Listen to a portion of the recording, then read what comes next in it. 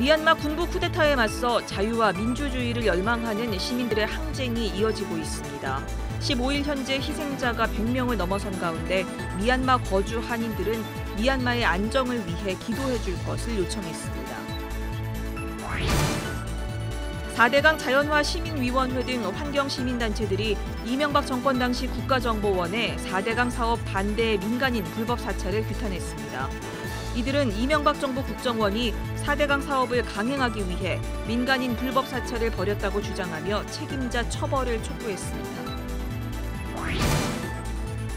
다음 달 16일 세월호 참사 7주기를 앞두고 세월호 참사를 기억하며 연대하는 그리스도인들이 다시 한번 진상규명을 촉구하고 나섰습니다. 이들은 한 달 동안 청와대 앞에서 릴레이 단식 기도를 하며 진상규명을 위해 마음을 모으기로 했습니다.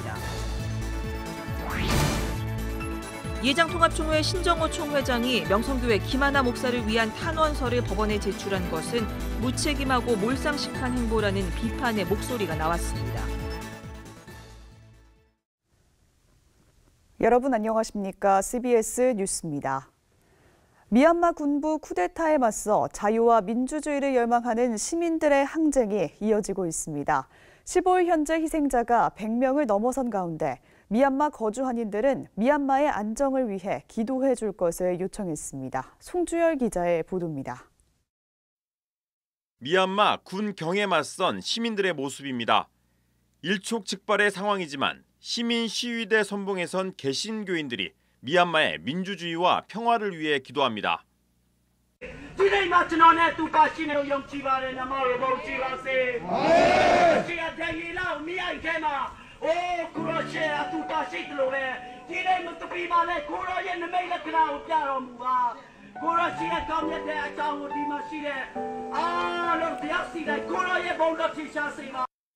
일부 시민들은 자유와 선거, 민주주의를 뜻하는 손가락 3개를 펼쳐 보이며 군부 쿠데타 권력에 대한 저항 의지를 드러냅니다.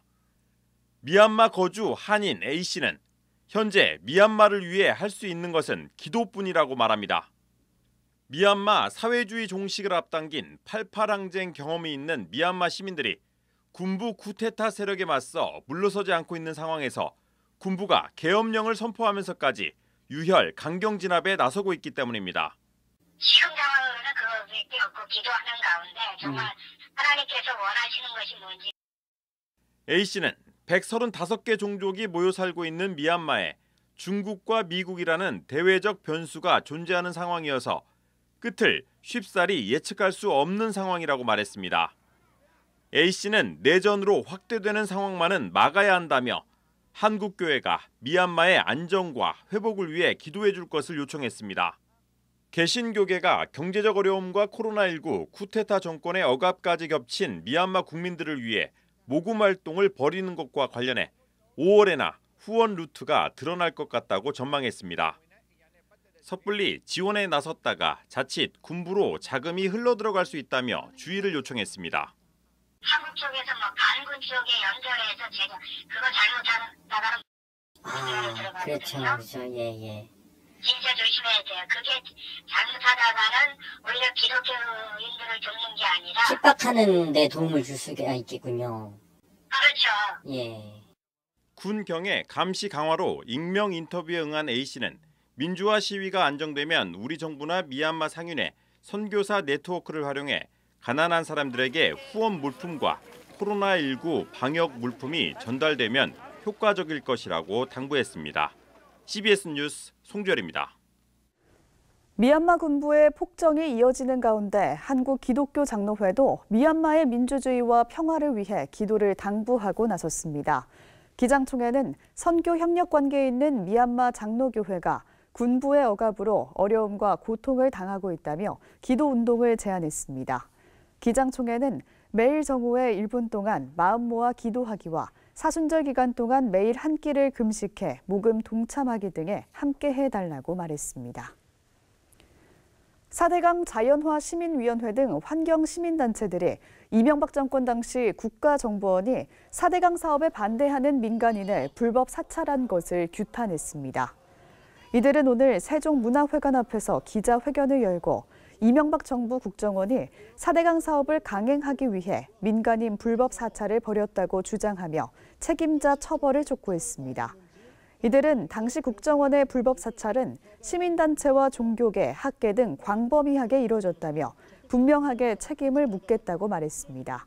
환경시민단체들은 정부와 여당은 민간인 불법 사찰을 정쟁으로 이용하지 말고 4대강 사업의 본질을 꿰뚫어 4대강 재자연화에 박차를 가해야 한다고 덧붙였습니다.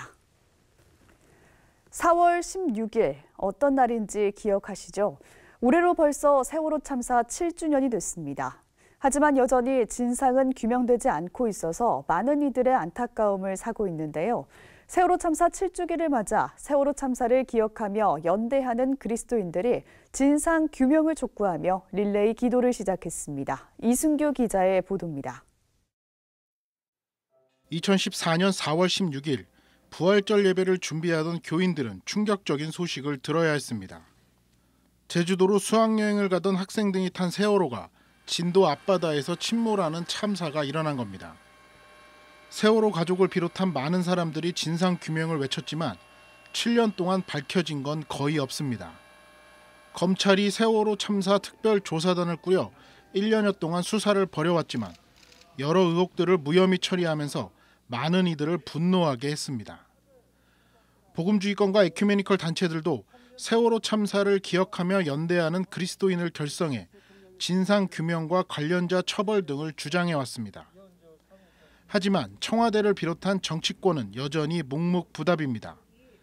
다음 달 16일 세월호 참사 7주기를 앞두고 그리스도인들이 다시 한번 진상규명을 촉구하고 나선 이유입니다.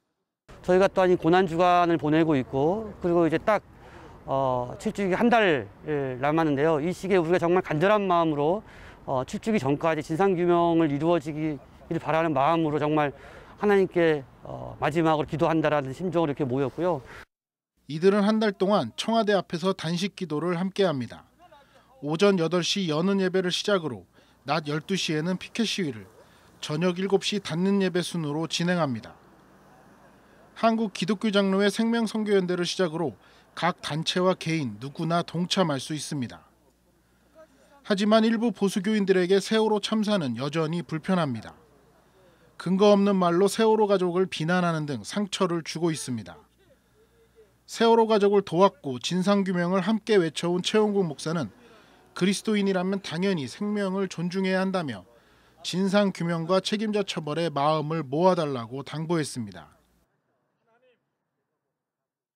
이 세월호 참사 가족들이 진상규명을 요구하는 것은 비단 자기 자식들이 죽어서 내가 한풀이하는 차원에서 하는 것은 결코 아니라는 겁니다. 다시는 우리 아이와 같은 이런 억울하게 무모하게 죽음으로 내몰리는 이런 참사가 우리 사회에 다시는 일어나지 않기를 바라서 세월호 참사 7주기, 그리스도인들이 마음을 모아 수많은 의혹에 대한 진상규명을 촉구해야 할 때입니다. CBS 뉴스 이승규입니다. 예장통합총회 신정호 총회장이 명성교회 김하나 목사를 위한 탄원서를 법원에 제출한 것은 무책임하고 몰상식한 행보라는 비판의 목소리가 나왔습니다. 예장통합총회 소속 19개 단체로 구성된 통합총회 바로세우기 행동연대는 오늘 기자회견을 열고 총회와 전국의 교회를 공정하고 바르게 이끌어야 할 임무를 위임받은 총회장이 법치를 부정하는 내용으로 탄원서를 제출했다면서 규탄했습니다. 총회 바로세우기 행동연대는 총회의 재심 판결을 여론재판이라고 말하는 근거가 뭐냐면서 재심 판결에 대한 총회장의 입장 표명과 사과를 요구했습니다. 매해 사순절 기간 문화금식을 제안해왔던 펜머스 선교회가 올해도 미디어 회복 캠페인을 전개합니다. 펜머스 선교회는 건강한 미디어 소비를 권장하기 위해 미디어 금식과 미디어 가려먹기를 제안했습니다. 미디어 금식은 TV나 영화, 인터넷, 스마트폰 등의 사용을 절제하는 것이고 미디어 가려먹기는 예수의 고난과 부활을 더 묵상하고 성경을 읽는 방식으로 진행됩니다. 펜머스 선교회는 또 미디어 가려먹기에 도움을 주는 세대별 묵상집도 새롭게 선보였습니다. 13년간 수원역 일대의 노숙인들을 돌본 대한성공회 김대술 신부가 시집 수원 방랑을 발간했습니다. 책에는 저자가 노숙인 사역을 통해 얻은 생명과 희망에 대한 통찰이 담겼습니다. 새로 나온 책을 이빈나 리포터가 소개합니다. 지난 2007년부터 13년간 수원 다시서기 노숙인 종합지원센터에서 사역하며 노숙인들과 동고동락한 김대술 신부. 한국작가회의 회원으로 지난 2011년 등단한 김 신부가 당시 노숙인 사역을 하며 남긴 시들을 모아 책으로 발표했습니다. 책 수원 방랑은 노숙인을 통해 시대의 아픔을 들여다보며 삶의 애환과 희망을 이야기하는 산문 형식의 시 61편을 싣고 있습니다. 슬픔을 당한 시대의 우울을 향한 한 편의 음악 같은 시입니다. 우울하고 슬픈 이 시대에 있지만은 저희 크리스찬들은 항상 고난을 뛰어넘어서 부활을 생각하는 존재들 아니겠습니까? 이 시를 읽으면서 조용히 묵상하고 또 시대의 우울이 무엇인지.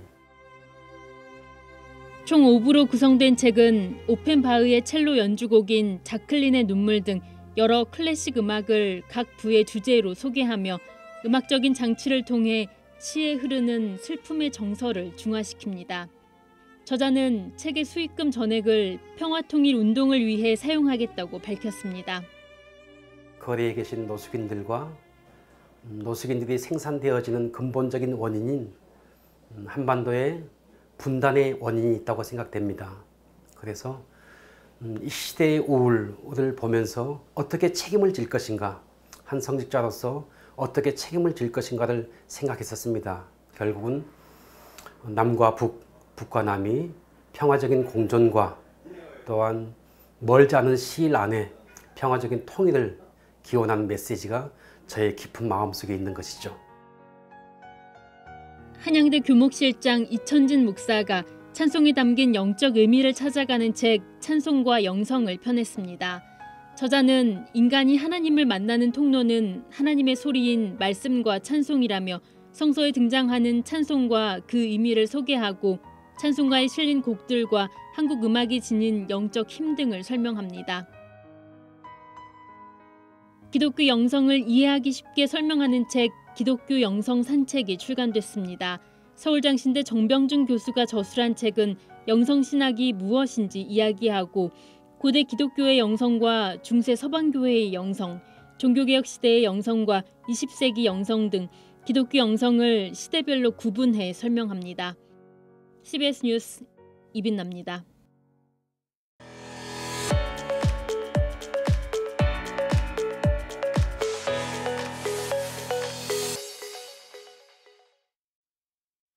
간추린 지역교계 소식입니다. 부산 기독교 청년합회 증경회장단이 김문훈 목사를 초청해 간담회를 가졌습니다. 부산과 전남 지역 교계들의 정기총회 소식도 전해드립니다. 부산 기독교 청년합회 증경회장단이 대표회장인 김문훈 목사를 초청해 부활절 연합예배 계획 등을 논의하는 간담회를 가졌습니다. 부산의 이번에 복음화를 위해서 부산의 부활절 행사에 하나 되는 마음으로 하자는 그런 취지에서 오늘 또 이게 어르신들, 목사님들, 장로님들이 많은 격려의 말씀을 주시고 또 우리 부기총 임원들도 일심동체가 되어서 열심히 준비를 하고 있습니다. 김문훈 목사는 증경회장단에게 부산의 복음화에 하나 되는 마음으로 힘을 실어주고 격려해 주셔서 감사하다고 전했습니다. 예장합동 부산노회 여전도회 연합회가 부산 여전도회관에서 제107회 정기총회를 개최했습니다. 연합회는 이번 총회에서 블루크로스 의료봉사단과 문화쉼터 무료급식소, 장애인단체에 후원금을 전달했습니다. 부산노회 여전도회 연합회 회장 방재숙 권사는 가난하고 소외된 자들을 한 번 더 돌아보자는 취지로 후원금을 전달했다고 밝혔습니다. 기독교 대한하나님의 성회 전라지방회가 제79차 정기지방회를 열고 신임 회장으로 여수능력교회 장동철 목사를 선출했습니다. 직전 전라지방회장 유정한 목사는 코로나19로 함께할 수 있는 시간이 적어 아쉬웠지만 동역자들의 사랑과 섬김에 감사할 수 있는 한 해였다며 지방에 사나 모든 교회들이 하나님 은혜 안에 성장할 수 있길 기도하겠다고 밝혔습니다.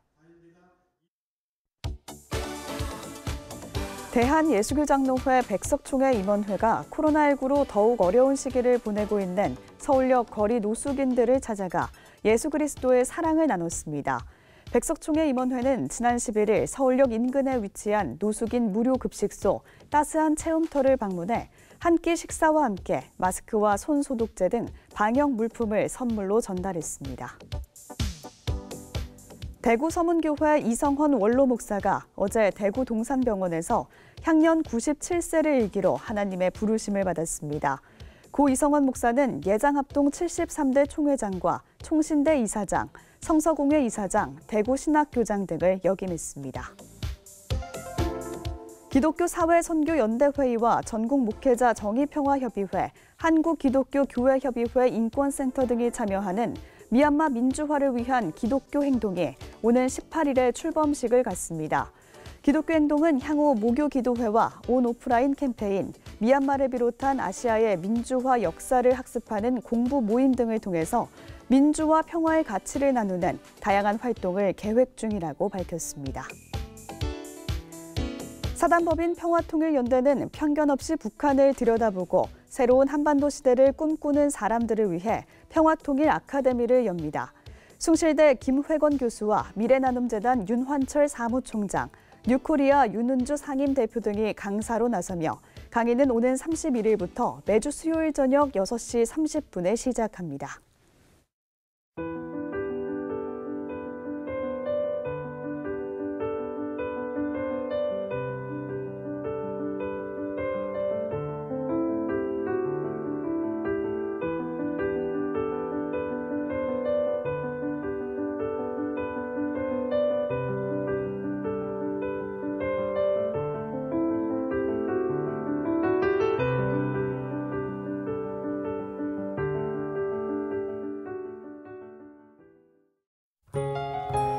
내일 새벽 서해 5도를 시작으로 오전 사이에 전국이 황사 영향권 안에 들겠습니다.